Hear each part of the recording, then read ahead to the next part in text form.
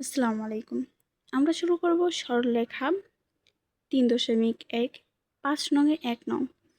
দেখা হচ্ছে 1,2, -4,2 এবং -4,7 বিন্দু তিনটি একটি সমকোণী সমদ্বিবাহু ত্রিভুজ শীর্ষবিন্দু ত্রিভুজের শীর্ষবিন্দু এবং ক্ষেত্রফল নির্ণয় করো। এখানে আমাদের প্রথমে নির্ণয় করতে হবে যে এই যে বিন্দুগুলো দেওয়া আছে এটি দিয়ে একটা ত্রিভুজ গঠিত হবো। এই ত্রিভুজটা সমকোণী ত্রিভুজ হবো। আমরা এখানে চিত্রটা আঁকাই।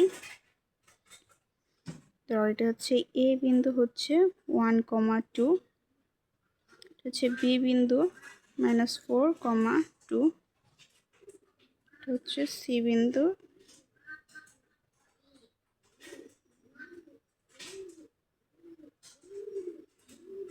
(4,7) এখানে আমরা লিখবো, আমি এখানে যেগুলো মনে করছি ঠিক এখানে ওগুলো লিখে দিব।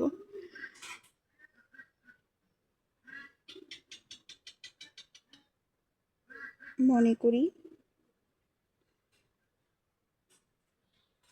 এ বি সি ত্রিভুজ A B C A 1,2, B B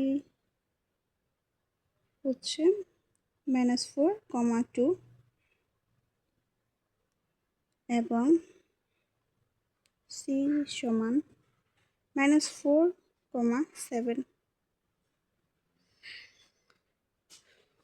এবার দেখো এটা আমাদের সমদ্বিবাহু ত্রিভুজ নির্ণয় করতে বলছে। তাহলে আমাদের এই বিন্দু মানে এই এই যে রেখার দৈর্ঘ্যগুলো আমরা নির্ণয় করব।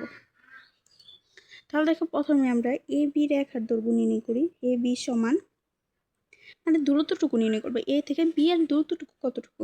আমরা দূরত্বের সূত্র জানি, x1 - x2 এর উপরে স্কয়ার প্লাস y1 - y2 এর উপরে হোল স্কয়ার। এবার দেখো এখানে এটুকু x1 এর মান, এ বিন্দুর মানটা আসবে, এ বিন্দু আর বি বিন্দুর দুইটা মান আসবে। x1 সমান হচ্ছে 1 - x2 এর মান হচ্ছে -4, মাইনাসে +4, এই মাইনাস আর এই যে এই এর মাইনাস বিন্দুর -4 প্লাস হচ্ছে y1 হচ্ছে 2 -y2 হচ্ছে 2 এর উপরে স্কয়ার √5 প্লাস এটা হচ্ছে 0। তাহলে এখানে হয়ে যায় এই 5-এর রুট করলে 25 হয়, 25-এর করলে মানে এই রুট আর এই রুট কাটা যায়, তাহলে থাকবে হচ্ছে 5। আবার দেখো আমরা নির্ণয় করব বিসি বাহুর দৈর্ঘ্যটুকু নির্ণয় করব। বিসি বাহুর দৈর্ঘ্য সমান √x1 এর মান হচ্ছে -4 মাইনাস x2 এর মান হচ্ছে -4, তাহলে মাইনাসে +4 এর উপরে স্কয়ার প্লাস x2 হচ্ছে 2 মাইনাস আবার y2 হচ্ছে 7 এর উপরে স্কয়ার। এখন দেখো √0 -4 + 4 হয়ে যায় 0 এর উপরে স্কয়ার প্লাস 2 - 7 হচ্ছে -5 এর উপরে স্কয়ার, এটাও হয়ে যায় √25 = 5। আবার দেখো আমরা সি এ বিন্দুর মান নির্ণয় করব। বাহুর দৈর্ঘ্য নির্ণয় করব। বাহুর দৈর্ঘ্য হচ্ছে সমান x1 হচ্ছে -4 -1 এর উপরে স্কয়ার প্লাস এই y1 হচ্ছে 7 মাইনাস y2 হচ্ছে 2 -2 এর উপরে স্কয়ার। এবার দেখো √5 স্কয়ার প্লাস 5 এর উপরে স্কয়ার, -7 থেকে 2 গেলে হয় 5। এখন হচ্ছে √25 প্লাস 25, 5 5 25, 5 এর স্কয়ার করলে 25 হয়, এবার দেখো 25 আর 25 হয়ে যায় 50। এখানে দেখো এখানে এ বি বাহুর দৈর্ঘ্য আর বিসি বাহুর দৈর্ঘ্য দুইটা সমান, দুটোটায় 5 5। আবার দেখো সি এ বাহুর দৈর্ঘ্যটা ভিন্ন। সুতরাং আমরা বলতে পারি, সুতরাং যেহেতু এ বি ও বিসি বাহুর দৈর্ঘ্য সমান,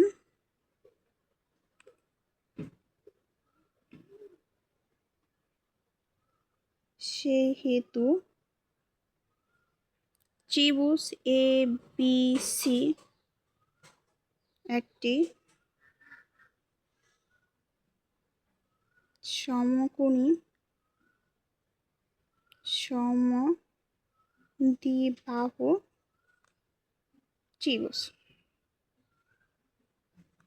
প্রুফড। এটা প্রুফড হলো।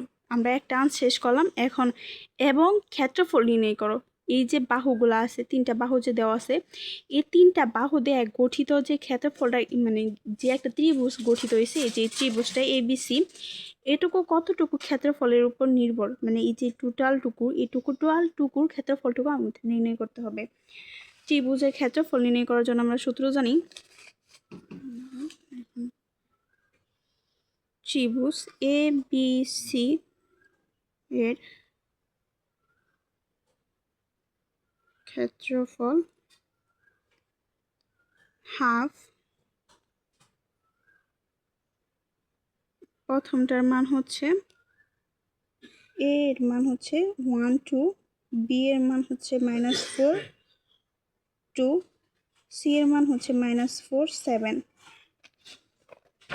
আর বাকি যে এই কলামটা আছে, এই কলামটা 1 হয়ে যাবে। এটা হচ্ছে সূত্র। এবার দেখো আমরা নির্ণয় করব 1/2। প্রথমে হবে 1 1 হলে এই কলাম আর এই সারি 1 এর সাপেক্ষে আমরা নির্ণয় করব, তাহলে এই কলাম আর এই সারি বাদ যাবে। তাহলে হবে 2 ওকে 2, সূত্রের -7 ওকে 7, সূত্রের -2, এই কলাম আর এই সারি বাদ যাবে, এই যে সরি এই সারি আর এই কলাম বাদ যাবে, এই সারি আর এই কলাম। তাহলে হচ্ছে -4, সূত্রের -4 ওকে 4, মাইনাস প্লাস 4 ওকে 4, আবার প্লাস 1 1 হিসাবে করলে এই কলাম আর এই সারি বাদ।